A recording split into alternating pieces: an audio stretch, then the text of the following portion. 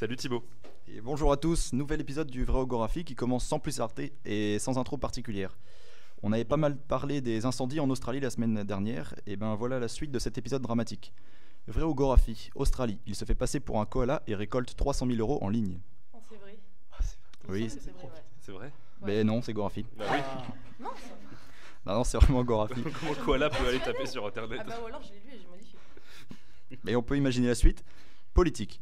Elle se fait passer pour une ambassadrice des pôles et récolte des fonds publics pour rénover son appartement haussmannien. Aviation. Il se fait passer pour un Boeing 737 MAX et obtient un missile iranien dans la carlingue. Yémen. Il se fait passer pour un enfant en malnutrition et remporte un bombardement sur la figure. Oh. Ça c'est vrai. Coupe de la Ligue. Elle se fait passer pour une égalisation à la dernière minute du temps réglementaire et perd au tir au but.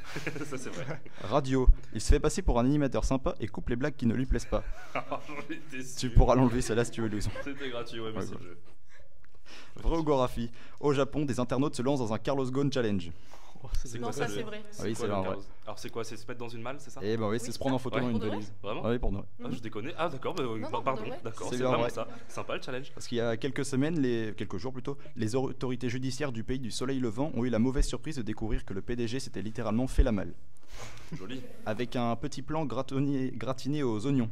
Un rendez-vous à l'hôtel, un transfert jusqu'à l'aéroport grâce à un pouce-pouce d'un nouveau genre, une caisse aménagée en cachette et tirée par des gardes du corps. 2 vols en jet privé, un nouvel an dans un palace libanais. Tout cela chapeauté par une agence spéciale, Airvasion Fiscale. Évadez-vous quand vous voulez. De toute façon, si ça n'existe pas encore, il y a certainement un business à monter. Il y a un truc à faire, ouais. Autre type de disparition, Vraiogographie. Une entreprise disparaît pendant la nuit à Perpignan. Une entreprise. Graphie. Non, c'est bien vrai. Ah non, il y a des intempéries. Non, juste Ah non, vidé. Bah, comment ça? Et ben, si je vous précise que c'est une entreprise de transport, vous allez croire à une coïncidence avec l'info précédente, mais c'est bien vrai. Si ça se trouve, l'homme d'affaires Carlos Ghosn a loué tous ses camions perpignanais pour aller discrètement vider ses affaires au Japon et déménager au Liban. Ouais, d'accord, Ça c'est se peut-être tente. ça. Les 34 semi-remorques de l'entreprise ne seront sans doute pas de trop pour rapatrier les 27 tonnes de lingots, les 453 tableaux de maître et les 138 coffres forts du mania de l'automobile. Sans oublier son étagère Ikea et sa machine à laver Whirlpool, bien entendu. Oui, bien sûr. Histoire faut pas de les faire oublier, passer c'est ça pour un important. déménagement ordinaire. Voilà. Ensuite, Vraiogographie. Le gouvernement autorise les chasseurs à réguler les populations de gilets jaunes. Oui, voilà. Celle-là, elle est bien fausse. Mais si ça n'est pas encore officiel, il y a certainement un décret à faire signer à Monsieur l'Allemand, le préfet de police à Paris. Après tout, cette méthode, elle a déjà fait ses preuves en Syrie. Les snipers ont éteint à coups de balles de 12,7 mm les espoirs révolutionnaires de leurs compatriotes. Bon, par contre, pas sûr que ça fonctionne aussi bien en France, parce que les francs-tireurs du dimanche matin, ils ont peut-être quelques milligrammes en trop dans le sang, pour être aussi précis. Vraiogographie, toujours avec le gouvernement, va-t-il proposer une prime aux seniors qui accepteront de ne pas toucher de retraite? Le concept est le même. Ouais, d'accord. Ouais, oui, c'est toujours Goraphie. Mais si c'est pas encore prévu, il y a certainement une solution à présenter à Édouard Philippe.